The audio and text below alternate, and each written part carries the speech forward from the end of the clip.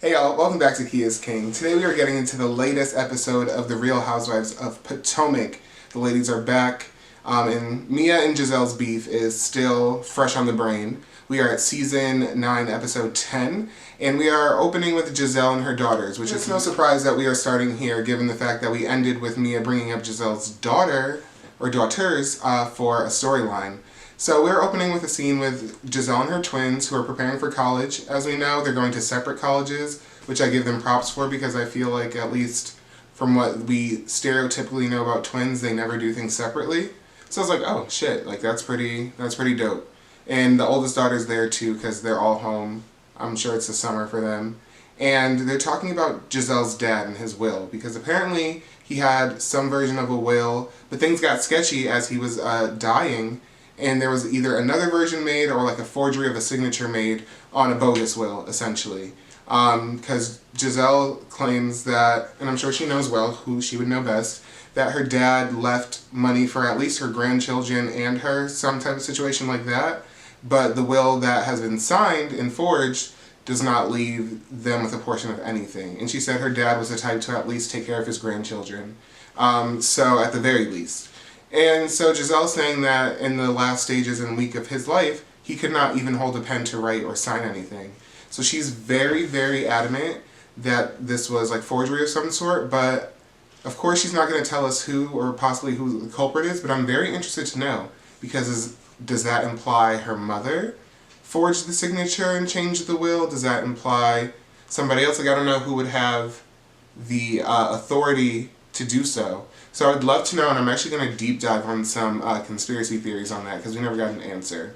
But they're talking about this, and Giselle goes on to talk about the importance of a will and how she doesn't want that to happen to her children, which is reasonable. But her husband, or should I say ex-husband, has a trust fund for his kids, and you can't really fuck with a trust fund, apparently. So the girls are like, well, why not just make a trust fund? And that was a good question, and I think it had her kind of stuck for a second.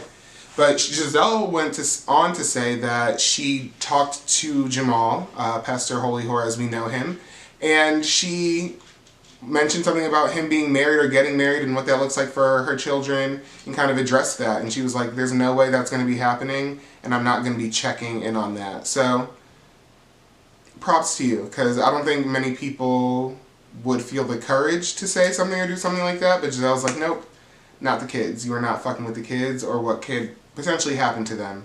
So that's how we opened the episode, and like I said, the strategy of it all is not lost on me. Next, we have a scene with Stacey and TJ, and they are still giving me the world's biggest question mark.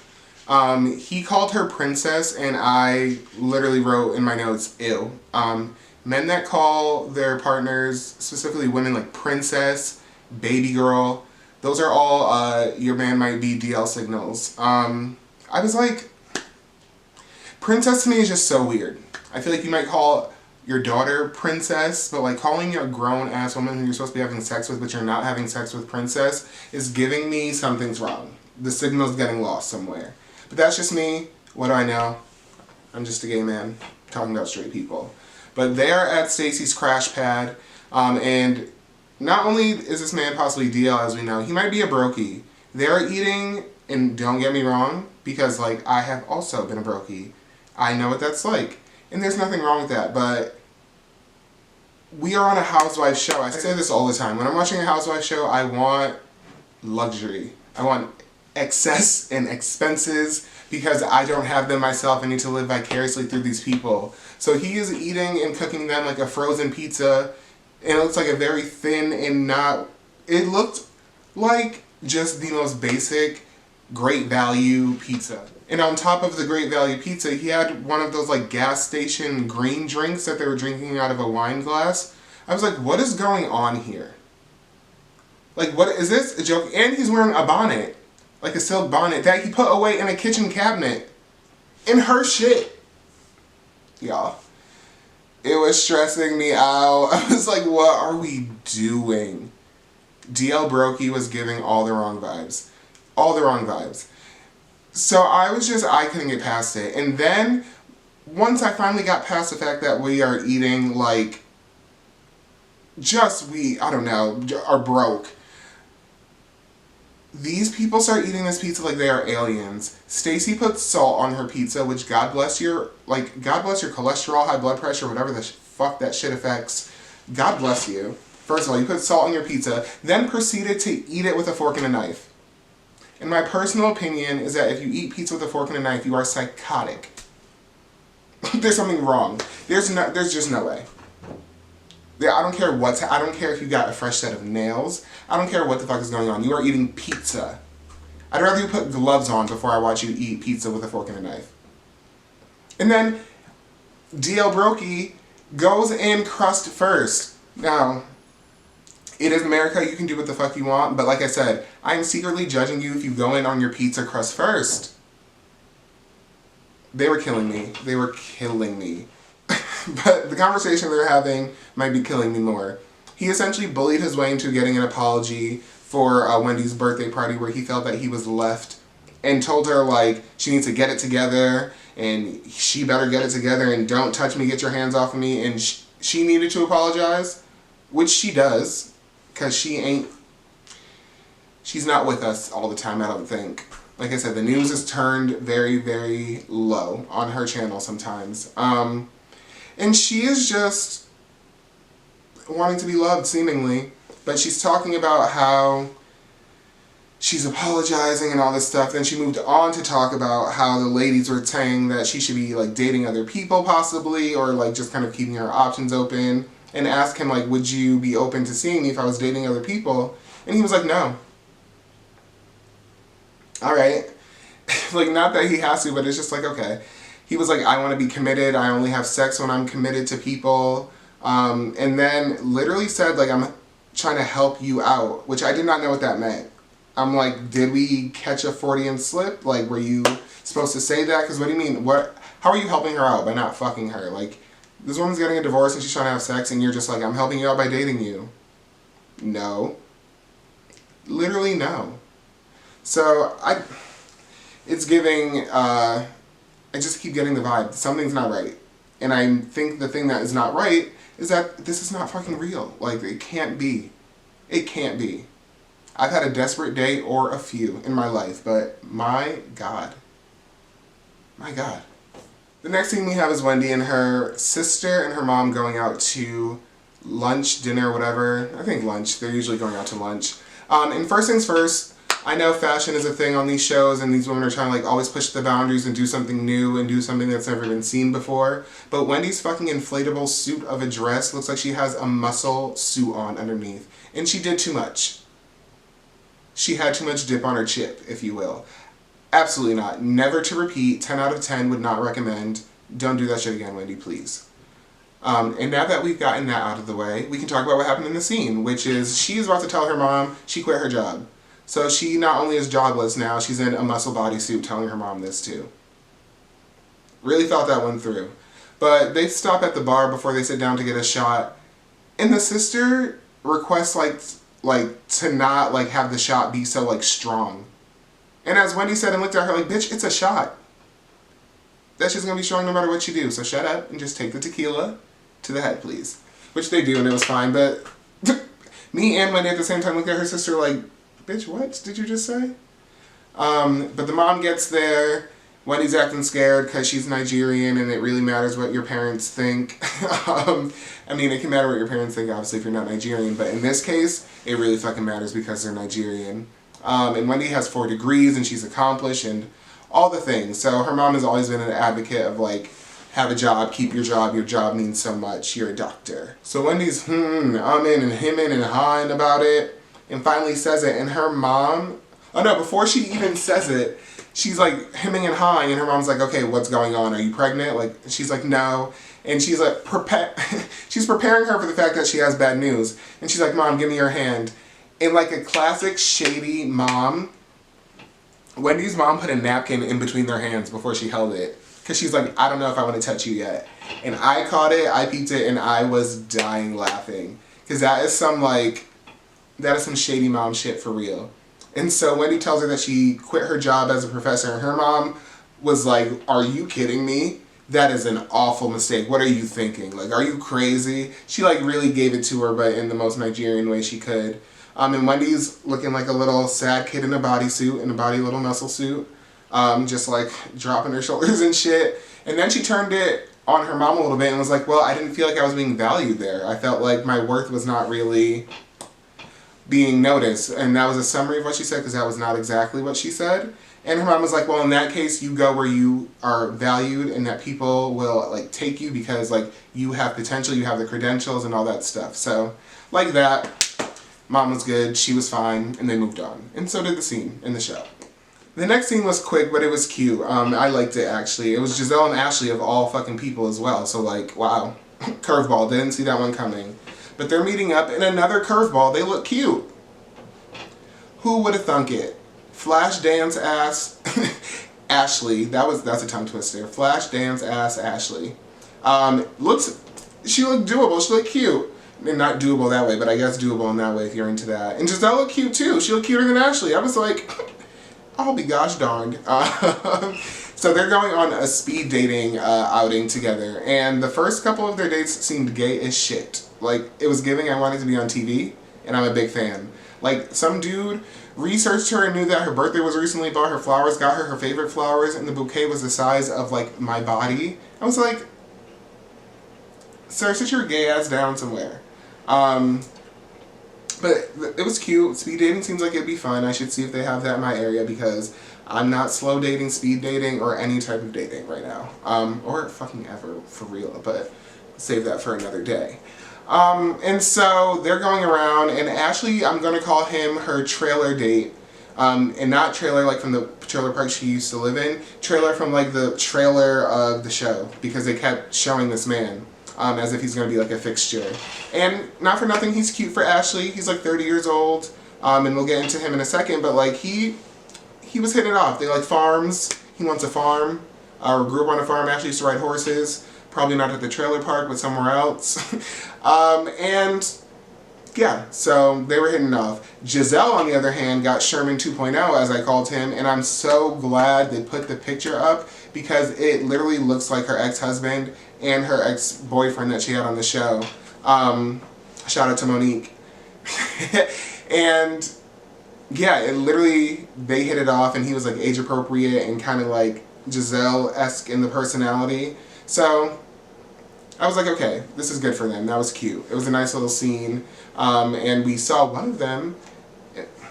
We saw one of them a little later. We then move over to the Hugers, that being Karen and Ray. And Karen is outside having her reflection time, because every day since the accident she goes outside to reflect and think about her life, I guess. Okay, kudos to you for reflecting. We should have been reflecting before an accident, but I'll give you your flowers for actually doing it now, okay? But Karen's immediately getting into her anger with Ray, because that is a recurring theme, and they always seem like they're on the brink of divorce. Like I think I've been saying in my videos, the divorce plot line for Karen is in her future, and they need to just, like, I think move along with it already, because, like, my God, I mean, they've been together for, like, 30 years, so I can only imagine what that's actually like. But right now does not seem like a real, like, they're vibing. I'll say it that way. I've been terming it to myself as, like, Ray's investment is fighting back, because we know Ray is Uncle Ben, as I used to call him. He is older than Karen by some decades. And I'm sure when he got with her, it was cute, it was fun, it was vibrant, it was hot, it was hype.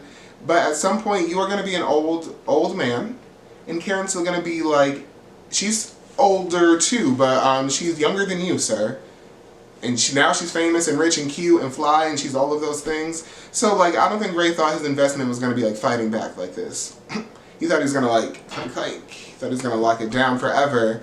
And in a lot of ways, I'm sure it was like that before Karen got on the show, because Ray has said that she's changed as a result of being on this show. So Ray must be looking sometimes like, damn, I do want a divorce. But divorcing Karen might be more expensive than having Karen. And I can almost guarantee that it would be. Because Karen don't play. But I feel that in my gut, that if Karen stays on the show long enough, she will not have a husband.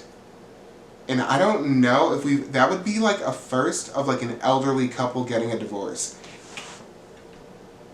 I'm calling it right now. It is December 8th, 9th. Let's see. It is December 9th. I'm calling it right now. Karen might make Housewives history as being the oldest couple to get a divorce on this show, and that would kind of be iconic. Okay. Claiming it, not in the sake of like I want bad things for Karen, in the sake of like entertainment in television. I have a feeling, and just kind of my, haven't pulled out my crystal ball in a while, I just feel like I could see it. And the more I say it, the more I'm just like, oh, I could really see it. So we'll see. Next we move on to a scene with Mia the liar, Mia be lying, and Kay. Mia is reaching out to Kay for advice with Gordon, and she is not low. I literally put in my notes, you are not low, ho. That is the opposite of low. She's on the phone with Gordon, trying to play Miss Peace, Miss Nicey, Miss like whatever, with Gordon, like, so Kay gets there and she's like still on the phone. She needs to make sure that Kay heard her on the phone being nice to Gordon and like trying to talk to him. I bet you did. Because you are not low, ho. Like, girl. And so she hangs up the phone, she's talking to Kay, she's reaching out to her for her expertise in the mental health field because her man is a social worker. I definitely did not call him that in my last video. Sorry to that man. But he's a social worker and he works with mental health, and Kay, as an adjacent, knows a lot about mental health. So Mia's reaching out to her for some advice and all this stuff. Mia, you are full of silicone and full of shit. You are a liar. Like, nothing this woman says is believable. Nothing. But, just like Kay, we're here to listen to it, right? Okay. So Mia's also claiming that Kay has compassion, or shown some compassion, and that's also part of why she's here at this lunch talking to her. But Mia's going on, and just, she's really saying a bunch of nothing, honestly, to me. Although she might be saying something, or I'm just tuning her out, I don't fucking know. So Kay at one point asks about the paternity of the kid, or the child in question, because she's like, I want to know what to say, I want to know how to be able to respond, or like, kind of essentially have the picture of what I'm going to be dealing with and talking to you about. And Mia's like, I do think that the son is Gordon's, but him and Ink are so much alike, it's like crazy. Stop playing. This is the shit I'm talking about. Who are you trying to get hurt?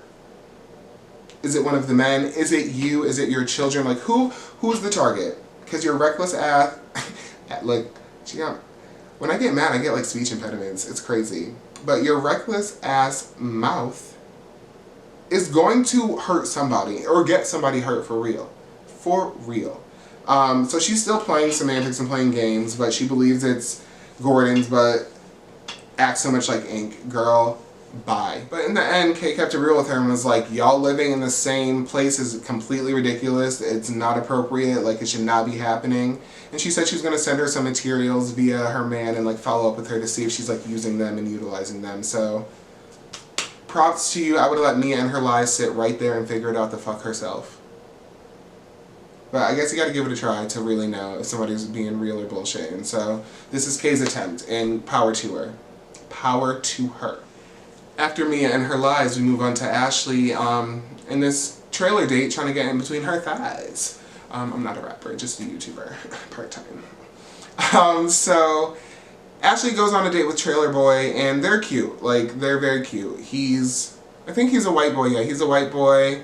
Ashley's half white, as we know, not that that matters, but they can relate on some like cultural levels, which is important. They seem to like farms and shit like that. He's 30, Ashley's 30-something. He didn't seem to trip that she had kids. He had cancer and he like is in remission and survived at a young age, so Ashley was like captivated by that. They really seemed to hit up. They were at some place, they were playing beer pong.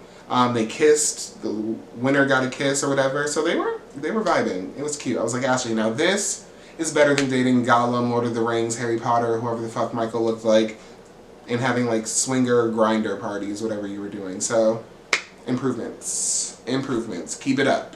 Keep it up. Maybe this will make you less annoying. Maybe you can just enjoy it off the show. Maybe you should try that. I hope it works for that reason specifically. So we end this episode with Gordon, Mia, and their children making cookies. Because of course we will. Like I said, not for nothing, these people know how to end an episode in a season of a show with all their messiness. But Mia is acting dumb and it playing in all of our faces, including her children, and her kids were like, no. So she's acting like her kids already know about her and Gordon getting divorced, and she's like, so you know mommy and daddy are getting like divorced, right? And someone's like, no, we didn't know that. We're sad about that. That makes me sad. So, but what are you doing? What are you doing? So she's like, oh yeah, like we're getting divorced. And so Gordon, of course, comes over for this scene because they live in the same building, so he walked down the hallway and is joining them for cookies. So once again, Mia is just doing too much talking in front of the children, and I have to blame Gordon too, because like, why are you engaging in this conversation? But she's like having conversations like, oh, you think we're like doing good though, like going through all this stuff? Like she's just having like very raw and candid and too like informative of a conversation to be having in front of your children who you were just pretending like knew about your divorce. So like once again, who are you playing with? Because you seem real sloppy and inconsiderate of even your children. And then goes on to say that she feels like she's preserving her kids. How? I really want her to know. I mean, I'm sure she explained is what I meant, but I'm sure she did explain, but Mia be lying. Total cemetery does not matter sometimes. But she thinks she's preserving the children, and I just don't get it. But her daughter, because, you know, it be your own kids, as they say, is pressing them hard to where they met. Which the answer is at a strip club, and the answer is Gordon was married, and the answer was Mia was his side chick. Those are the answers. So your mom was a stripper that met your married daddy in a strip club. And so Gordon keeps trying to say, like, we met in, like, this city. And she's like, but where did you meet? He was like, this neighborhood in this city. And she's like, but where did you meet? And he's like, this day of the neighborhood in the city. And she's like, no, but where was the building? Like, where did you meet? And he was like, a club. We met at a club. I'm sure you did. I was dying. I was dying. He couldn't tell that little girl where he really met his mom. Although she's going to find out because they're on national television. This shit's going to be on Peacock until they're probably 86. Reckless. Just reckless. So the daughter goes on to say in Gordon's ear and whispering like, mommy cannot marry Mr. Inc. Little girl, you are on fire and I live for it. Gordon was like, you're going to have to tell your mommy that. And Mia's like, what? And the daughter proceeds to go, you cannot marry Mr. Inc. Then goes on to say, you get what you get and you don't get upset. Little girl, who told you to say that shit? I need to know if that little girl pulled that out of her own mind, if that was Gordon, it couldn't have been Mia, that'd be the ultimate plot twist, or if it was production. I need to know where the thought came from because I was gooped. Gooped. Mia was gooped. Gordon looked kind of happy, which makes me think, did you tell her to say that shit? Either way, icon moment for that little girl. Iconic. I was like, yo, not you get what you get and you don't get upset. She said, Ma, you stole this man from the strip club. From outside of the strip club. Stop. The way I lived for that little girl being like, you dummy. You dummy. Talk about a brokey. She was like, Oh, so funny. But they dismiss the kids to go do something in their room after, and Mia is talking to Gordon about how she shared some of their information with Kay, and how Kay is going to be sending some stuff, and like what her husband does with social work, and that he has some experience, and da-da-da-da. So she's kind of breaking it down to Gordon that, like, I'm sharing your business and trying to get help for you. Okay. And so as she's telling Gordon all of this, she said she was talking to Ink, and he said that she has no boundaries and needs to build boundaries with Gordon. So once again, I feel like she's always taking cheap shots. Like, mind you, Gordon has allegedly done a lot, according to the both of them actually, so maybe it's not so alleged. But she's playing. You know when people just play semantics and play little games because, for whatever reason, she's playing with him in that way. I personally believe. But she's just telling him she has no more to give him, and that she's just ready to move on and be divorced, and so he could like kind of fend for himself essentially. And that is how we ended the episode of Potomac. So lots of stuff happening, A lot. But I was pleased with this episode, I must say. Some good things happened. The beef with Giselle and Mia was still at a minimum. It hasn't really geared up yet, but I am fingers crossed hoping that we get some pieces of that soon. But that was it for this review. I will catch you guys next time. Glad for you stopping by, watching my video still. Do not forget to comment, like, and subscribe. And I'll catch you in the next one.